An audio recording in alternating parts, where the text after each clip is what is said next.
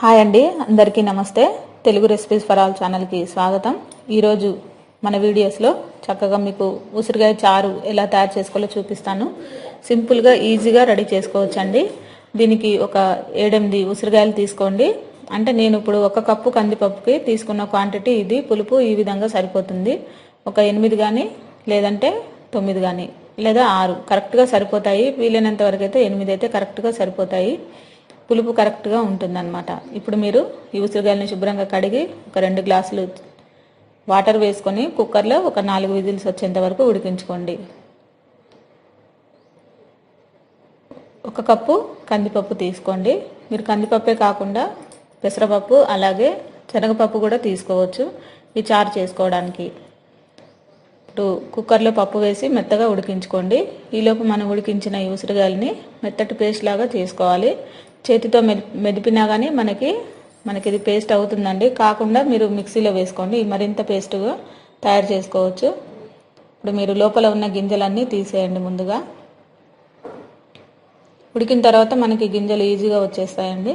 ఇప్పుడు ఉడికించాం కాబట్టి చూడండి ఈజీగా వచ్చేస్తున్నాయి. మనకి గింజలన్నీ తీసేసిన తర్వాత మీరు మిక్సీలో ఇవి మెత్తటి పేస్ట్ లాగా పట్టుకోవాలి.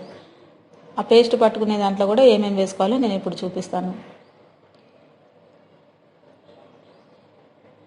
మీరు ఇప్పుడు ఈ మిక్సీలో ఉసిరికాయలు వేసిన తర్వాత దీంట్లో ఒక స్పూన్ జీలకర్ర వేసుకోండి. అలాగే ఒక 2 పచ్చిమిర్చి తుంచి వేసుకోండి. ఇది మెత్తటి పేస్ట్ లాగా ఇలా తయారు చేసుకోండి. చూసారు కదా, ఇలా మనకి దగ్గరగా చక్కగా మెత్తగా అయిపోయింది. వాటర్ కూడా ఏం వేయనవసరం లేదండి, ఉసిరికాయల్లో ఉన్న వాటరే సరిపోతాయి. ఇప్పుడు మీరు ఒక బౌల్ తీసుకొని చారు తయారు చేసుకోవడానికి దాంట్లో ఒక 2 గ్లాసులు వాటర్ వేసుకోండి. దీంట్లోనే మనం పేస్ట్ చేసుకున్న ఉసిరికాయ పేస్ట్ని దీంట్లో వేసేసుకోండి. ఈ వాటర్లో కలిసేలాగా కొంచెం కలపండి. కంప్లీట్గా కలిపితే మనకి ఇది చారులాగా తయారవుతుంది. ఇప్పుడు దీంట్లో మనం ఒక 2.5 గ్లాసులు వాటర్ వేసుకున్నాము. మీరు చారు ఎక్కువగా తినేవాళ్ళు మరికొన్ని ఉసిరికాయలు ఎక్కువగా తీసుకొని ఇంకొంచెం వాటర్ కూడా ఎక్కువగా వేసుకోవచ్చు. ఇప్పుడు దీంట్లో మనం పప్పు ఉడికించి పెట్టుకున్నాం కదండి, కందిపప్పు, అది మెత్తటి పేస్ట్ లాగా చేసుకొని ఆ కందిపప్పును కూడా వేసుకోవాలి. దీంట్లోనే కొంచెం పసుపు వేసుకోండి కలర్ కోసం. మనకి ఇది గ్రీన్గా వస్తుందండి చారు.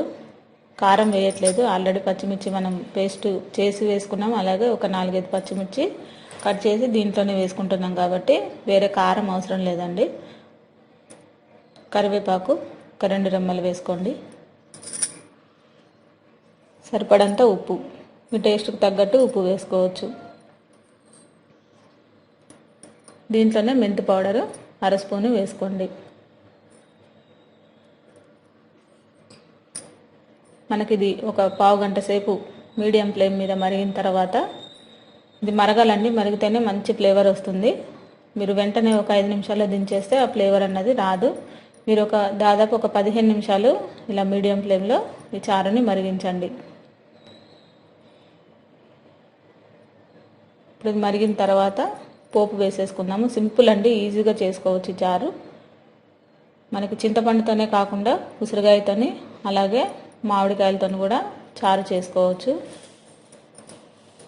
ఇప్పుడు మనకి తయారైపోయింది. పక్కన పెట్టేసి పోపు వేసుకున్నాము. పోపుకి ఒక 2 స్పూన్ల ఆయిల్, దీంట్లోనే మనం వెల్లుల్లిపాయలు అలాగే ఎండుమిర్చి ఒక 2 ఎండుమిర్చి తీసుకోండి.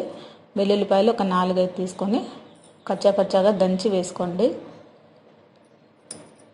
కొంచెం వేగిన తర్వాత దీంట్లో జీలకర్ర కూడా వేసేసుకోండి. ఒక 1/2 స్పూను జీలకర్ర పడుతుంది.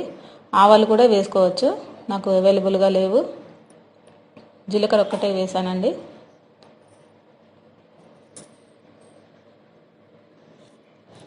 ఇప్పుడు ఈ పోపుని మనం చారులో వేసేసుకున్నాము. కొంచెం దూరగా వేగిన తర్వాత, మరీ మాడకుండా మరీ పచ్చిగా లేకుండా ఈ పోపుని వేసుకోండి. ఈ చారులో మనం వేసేసిన తర్వాత మనకి చివరగా కొత్తిమీర వేసుకుంటే సరిపోతుంది. ఈ చారు మీరు ఈ విధంగా ఒకసారి ట్రై చేసి చూడండి.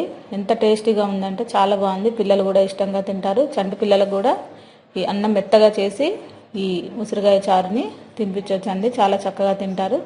మీకు ఈ రెసిపీ నచ్చినట్లయితే లైక్ చేయండి, షేర్ చేయండి, సబ్స్క్రైబ్ చేయండి. అందరికీ థ్యాంక్ యూ అండి.